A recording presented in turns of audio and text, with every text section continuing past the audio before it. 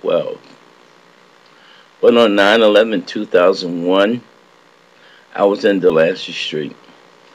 I was on maintenance. I was on the Brannon crew. I was inside the Brannon building on the fourth floor getting ready to do maintenance in the TV lounge on the high side. There were some guys in there watching TV.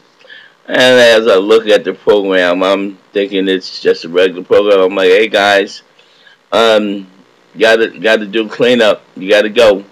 So they said, Tyrone, hold on. And I'm looking at the TV trying to figure out what program this is, right? They showing New York, where's where I'm from, born and raised in New York, grew up in Harlem before I moved to California. And so I'm standing there watching this, and I see this plane sticking out of one building, and then another plane comes and hits the other building, and then they flash to another frame, and in the corner, I can see the words live, and as the building starts crumbling down, and I'm trying to process what I'm looking at, like, what the, and I'm like, hold on, this is not a movie. This is not a movie. This is real. Oh my God, what the heck is happening?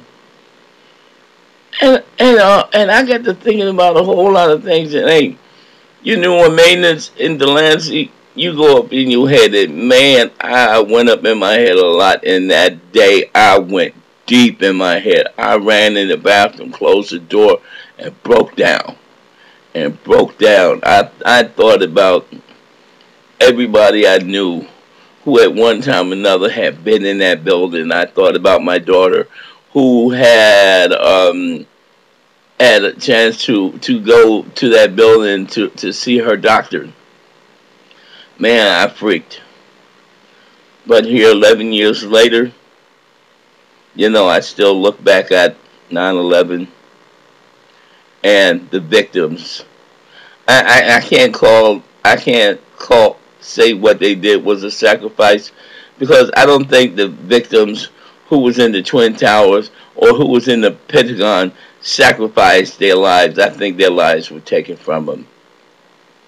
Well, this is Tyrone. Let me end this.